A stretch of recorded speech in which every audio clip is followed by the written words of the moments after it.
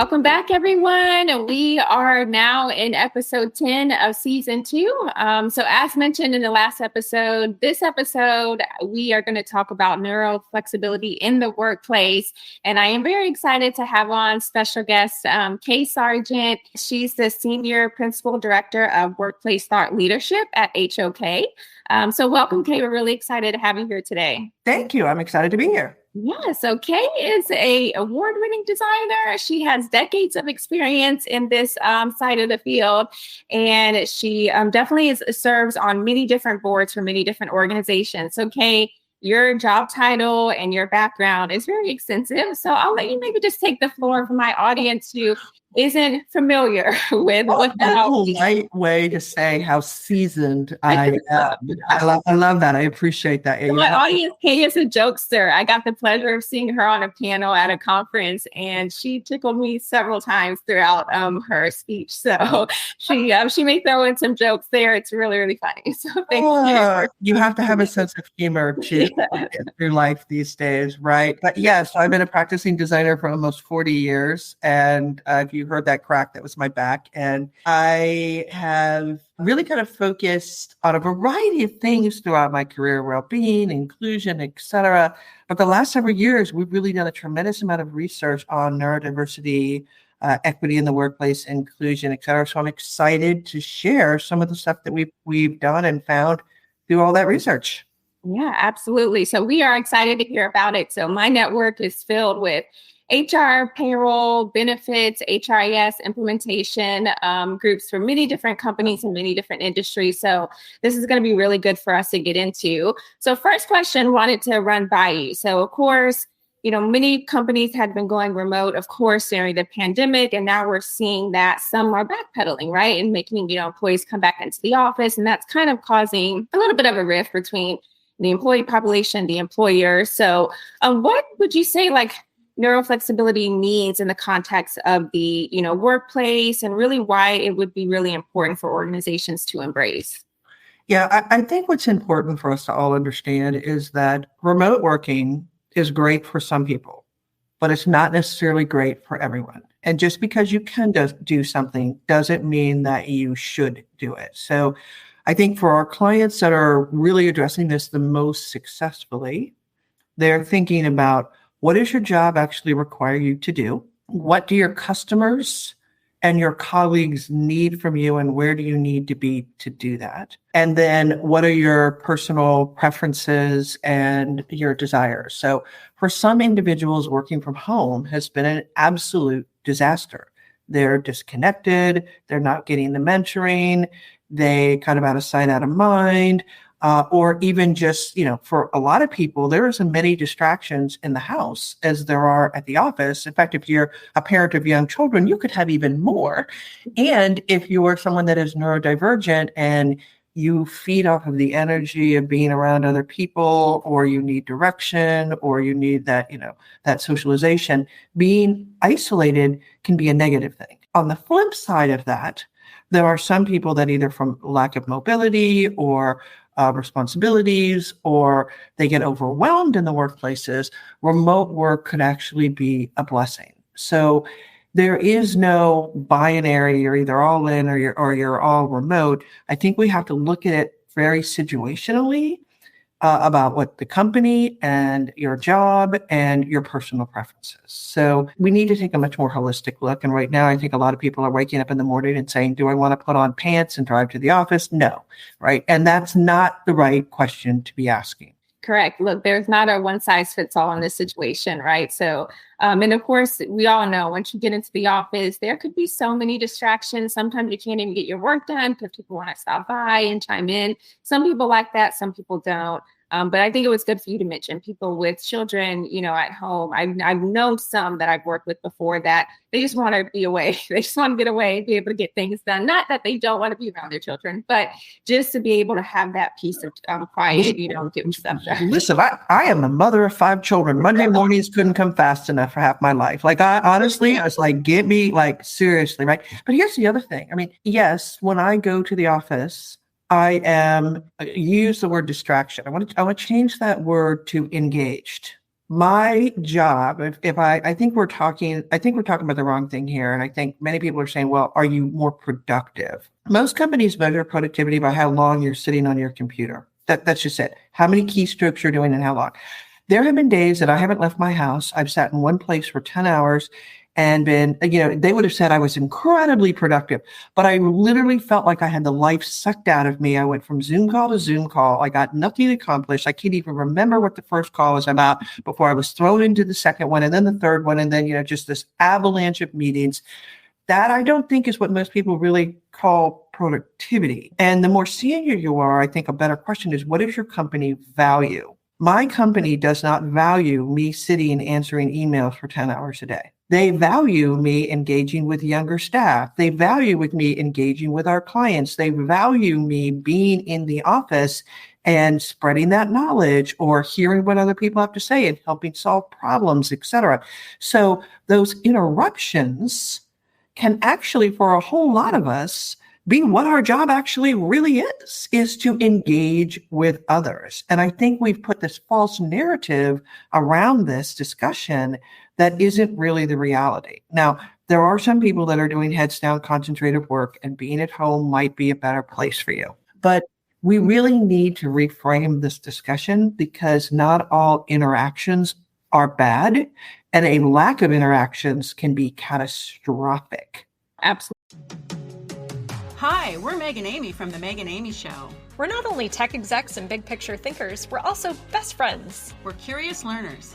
And on this podcast, we're challenging the status quo and activating the future. And we're going to give advice about work and leadership, right, Meg? We can't help ourselves. But this podcast is about exploring possibility, not being right. That sounds refreshing. For more, tune in to The Meg and Amy Show.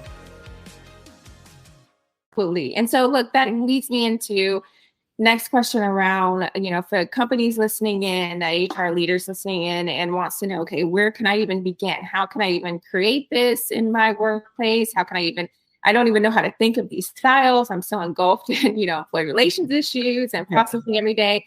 How can someone really kind of get this going within their workplace and make sure, they have diverse styles? Yeah. So I think there's three things here. There is, what is your organizational DNA? What kind of a company are you? What do you do? And I think DNA, we would say, is made up, an organizational DNA is made up of 6 strands.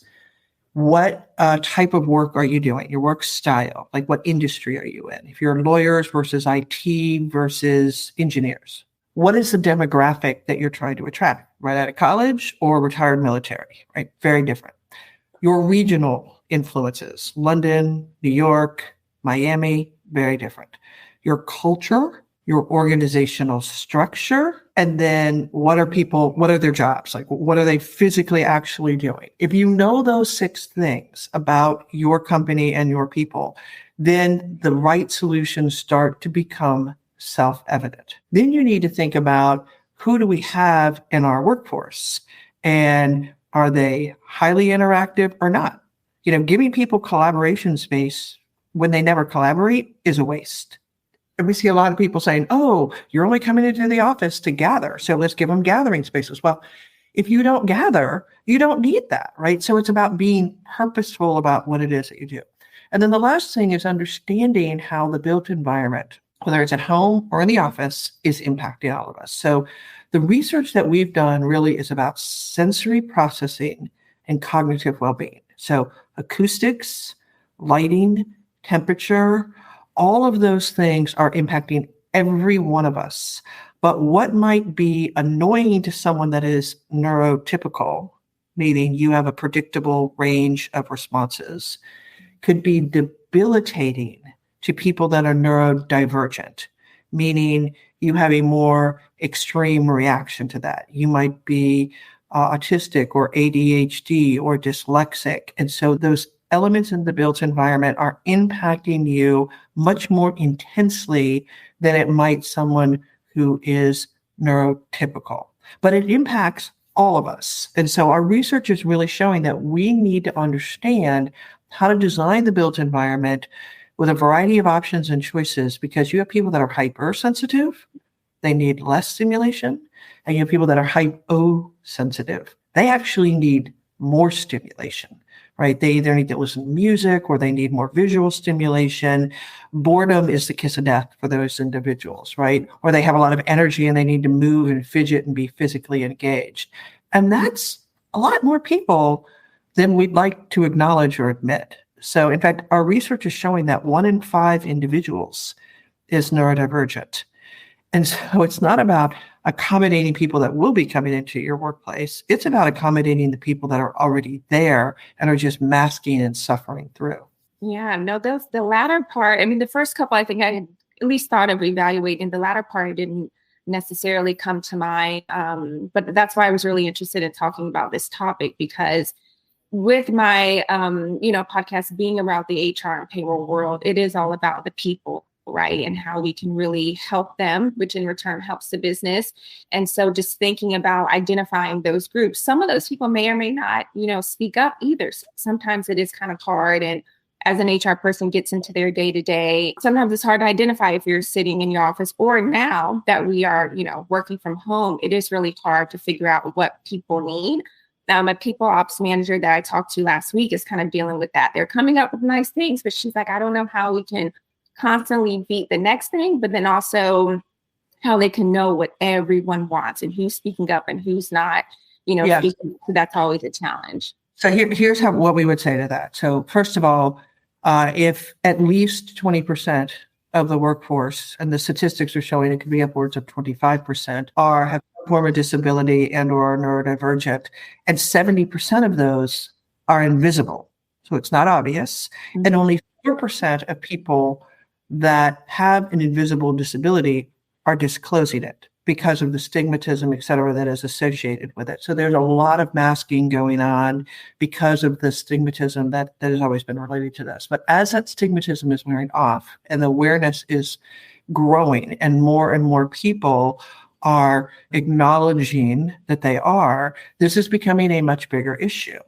And a lot of folks are thinking about the operational end. How do we make our workspaces? How do we invite people in? How do we make sure we're onboarding them? How do we recruit people that are neurodivergent? But they're not necessarily thinking about the built environment. So if I bring somebody in, but then I put them in a space that is totally misfitted to them, you're setting them up for failure. And so we really believe that it's a three-legged stool, that you need to think about the onboarding and the HR. You need to think about the built environment. And then you need to think about the personal adjustments, because even if you do those other two things, HR and building the space correctly, you're not going to meet everybody's needs. You're still going to have those individual adjustments that you're going to need to do. And you can automatically assume that you have a certain percentage of people that are in your workforce that are neurodivergent, and some are hyper and hypo. So the only thing that you can really do is to provide options and choice and some level of control so that you can, kind of find the space that is right for your specific needs. Yeah, absolutely. So that definitely hits a lot of points on it. So I wanted to ask you about some certain challenges. I think that definitely hits a key on that, just the unknown. But then it does seem like the world is shifting where people are becoming more comfortable, right? And what people used to hide is kind of like, no, it's not just you, it's a lot of people, and everyone's learning how to deal with that, which is amazing. So now that we touched on that, let's get into what are some specific success stories. So not that, not to name drop any, companies that your company has worked for that you have, helped, but I'm curious to know, like, anyone who has embraced neuroflexibility in the workplace, what have been, some great stories that have come out of that, and, what potentially played key factors to that as well? Yeah, so actually several companies have. Multiple companies have created onboarding and specific programs for individuals that are neurodivergent. But when it comes to the physical built environment, we have several clients that have come to us specifically to help incorporate guidelines and standards into their processes about how they go about their future building, their future spaces, because you don't necessarily have the luxury of saying, okay, we're just going to wave a wand and change everything all at once, right? So they're really thinking about how do we embed this in future projects. And then we have clients that we're also taking kind of the recommendations or guidelines that we've developed, and they're coming up with kind of almost like a checklist or a way to assess their space. Because If I were to ask you, is your space neuro-inclusive? Almost nobody can answer that question because they don't know what that means or how to test that. So when we've developed these guidelines and suggestions, then you can go in and say, well, what is the current condition? And is it easy to fix? Is it actionable? And then you can basically prioritize it by what's easy versus hard, what's impactful, high impact versus low impact, and what's cost effective versus really expensive. And then you can rank those and say, all right, well, if all of these things are easy, impactful, and low cost, do those today, right? Whereas maybe some of these other ones, we prioritize these later. And that checklist also then becomes your guide for when you're designing future space of what you should do. So we have multiple clients that we're starting to do that type of assessment and work with. And then we have clients that have taken this all the way through with projects, right? Early on in the process, we've gotten involved. We've looked at the 6 modalities of work because, we're bringing in all of our workplace research. We're combining it with all of the stuff we're doing around neurodiversity, and those two are coming together.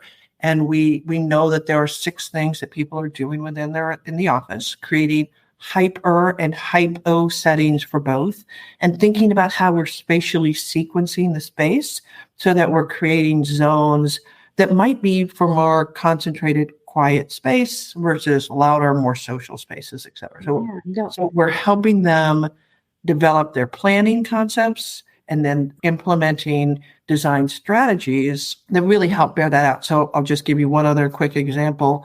A lot of our clients have focus rooms or phone booths for individuals that can't handle too much distractions or stimulation and they just need to focus. But if your designers are saying, oh, well, we want those to be fun spaces, so we're going to put bright colors and crazy patterns in those rooms to make them attractive, you've literally just short-circuited the person you've designed the space for. So it's not enough to just give them the right types of spaces in the right sequence. You also need to think about what are the elements and the principles of design so that we're delivering spaces where they can actually be successful. Yeah, no, all good things, because look, that definitely has to drive employee engagement, overall performance, right? And definitely will add, to the culture of the company. And then as you're trying to bring people into the office, at least they have something, they know, okay, they may have their desk or the standard cubicle, or they may have an office, but if they need to go to a certain spot, they have that safe space to really lean on to. So I think that definitely comes back full circle and really just helps the environment as a whole. Yeah. And I think, and I'll just give you one other thing. We're doing a lot of research right now, and we're in the middle of this, and some of the findings that we found have been pretty interesting, because the common knowledge or the common wisdom amongst a lot of environmental psychologists is, okay, well, if somebody is neurodivergent and they're getting distracted, then put them in a private space or have them go home. Well, just because you're neurodivergent doesn't mean you're antisocial. And what we found in our research is more people are actually bothered by being in enclosed spaces than being in open. But the assumption was, oh, people don't like open space, so put them in enclosed spaces. So the cure that they're coming up with is actually in many cases worse than what the symptom was, right?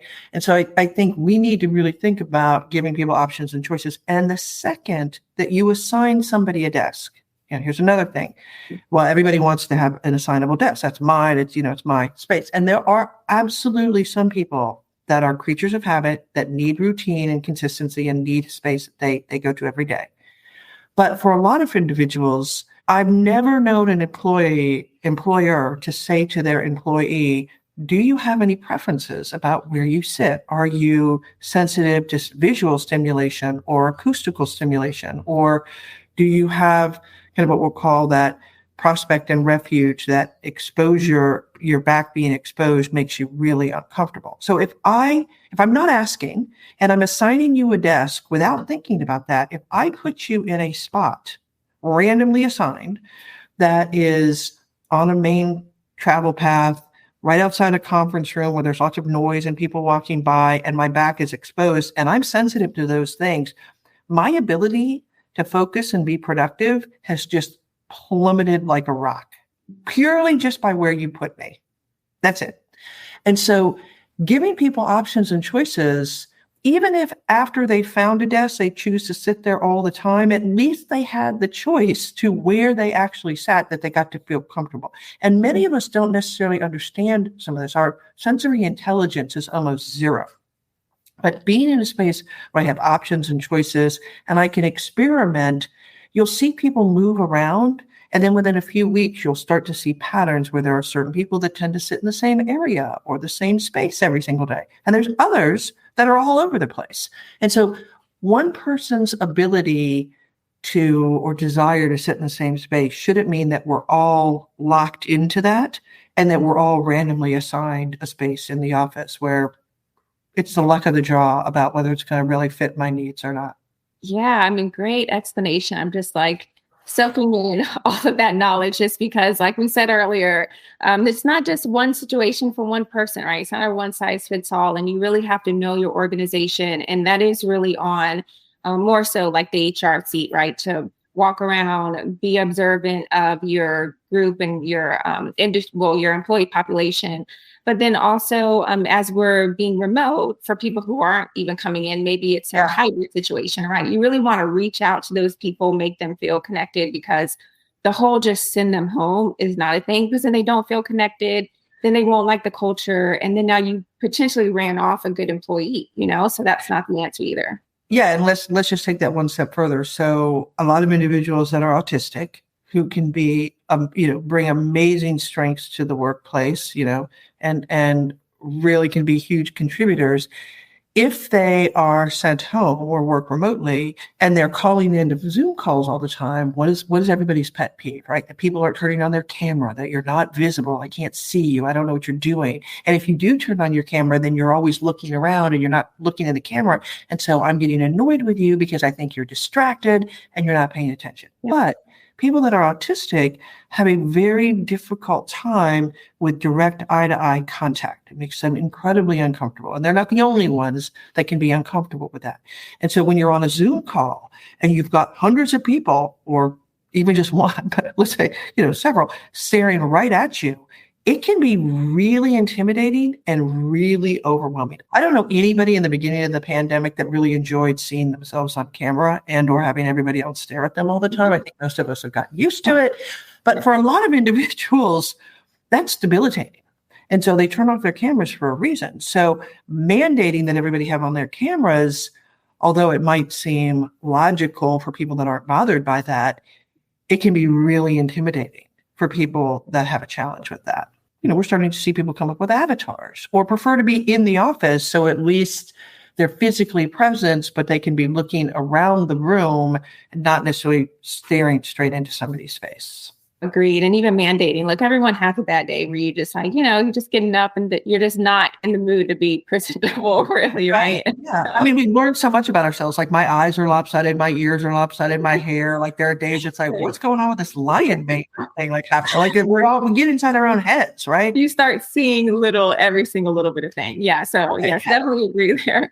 Well, let's look ahead. So looking ahead, what type of trends do you see, or at least anticipate coming along with companies integrating neuroflexibility into, their workplace cultures or also like their strategies? I think it's going to take a little bit of time. I think more companies are going to get hybrid working wrong before they get it right.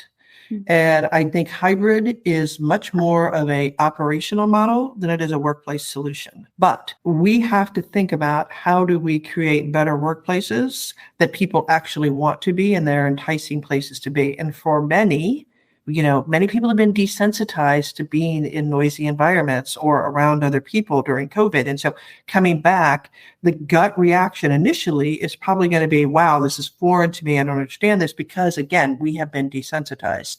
But I think giving people the options and choices to have some private spaces, to have more open spaces. Frankly, I'm not commuting to an office to sit in a box by myself. I wake up in a box by myself every morning. I could just stay there if that's all I really wanted, but it doesn't mean that I want to be connected with people all the time.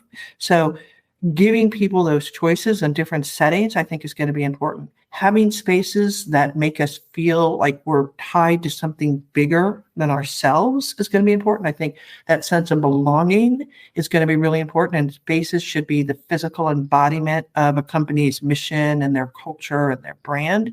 We need to have really great spaces.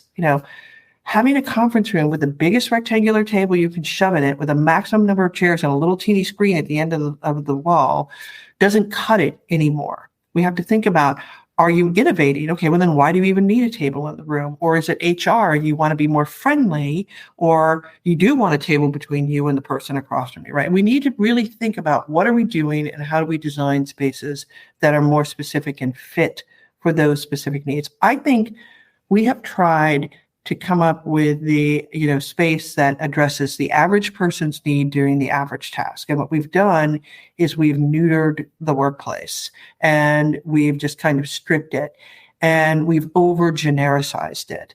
But work and people are complex, and we are diverse, and we need to create spaces that really reflect that. And it's got to be better than what I can get at home, because otherwise, why am I bothering, right? So I think those are all things that we really need to be addressing. And for a lot of our clients, we've been addressing that for years. So most of the stuff isn't really new. We should have always been creating great workspaces. I just think now there's a micro focus on how are we doing that? And we have an opportunity now to really, truly address that. Yeah, absolutely. Look, that's all great insight. Definitely appreciate you giving those details, and, to everyone listening in. So Kay herself, and then also her company, HOK, seems like they do tons and tons of research. So that has been confirmed that she's constantly talking about all that they have done for all of their clients as well. Anything else, Kay, that you want to at least discuss that HOK can do for other companies? Maybe take a deeper dive into what HOK can offer alongside that. Yeah, so we do a variety. We design all kinds of things. We design things from LaGuardia Airport to Mercedes-Benz Stadium to workplaces. We do it all around the world, science and technology space, justice spaces, et cetera. I think the thing, though, that we really pride ourselves on is really understanding what the need and the intent is. And we are at a time right now where we have the opportunity to rethink everything. We kind of do, because everybody is asking that question. And so helping our clients really, truly understand what is possible. In fact, we've totally changed our process to really think about framing the possible. Where are you now, and where should you be? And most of our clients have no idea what that is. And so we come in and basically say, here are all the factors. Here are the things: diversity and equity, variety, sustainability, diversity, all of those things that are important. And then think about, where are you now and where could you be? And when you see what's possible and what is out there, then it kind of becomes really inspiring. And I think we are at a point right now, we don't often get to rethink everything. In my 40-year career, this is probably one of the few times, maybe one or two other times in that entire career, have we really had the latitude that we have right now to rethink everything. If we don't take advantage of that, shame on us. And I think it's not just about rethinking the workplace. It's about rethinking work. I think there are societal issues here that are shifting. I think we have technology that is enabling us to do things differently. I think we need to think about, how are we reinvigorating our communities and our spaces? And really, what is the legacy that we are going to leave to the next 20 years of workers and that next generation? And that's something we take very, very seriously, and love to engage our clients in helping them envision what's possible. Yeah, absolutely. Put a crown on your head, Kay, because that just sealed it. That sealed it for me. Sold on HOK and Kay Sargent, if I wasn't already. So, well, thank you. Yeah, no, that was great. So I'm so glad we had this conversation. Thanks so much, Kay, for joining my podcast too, and at least getting the word out on this specific topic, just because it was really intriguing to me when I first heard you speak about it. definitely wasn't something that I overly thought about, at least, in the workplace. So definitely I'm going to add that to my bucket of, things as I carry on with my career. And to all of my network listening in, definitely reach out to Kay if you have any other additional questions. We'll have, the link to HOK's website as well, in case you all want to, just take a scroll through of what they specifically do alongside what Kay already, mentioned today. And then definitely, if you need her services, reach out to her. She's amazing. She knows her stuff and she has great insight. So thanks so much, Kay, for joining us today. Thank you for having me. It was great to chat. Thank you. And then next up, you guys, so in a couple of weeks, we'll be carrying on this conversation. I'm going to take more of a deep dive into culture in the workplace as well, because that goes right along with a neuroflexible workplace. Also, you got to make sure your culture is there, and this all adds to it. So I will see you, Elise, in a couple of weeks. And thanks so much, Kay. Thank you.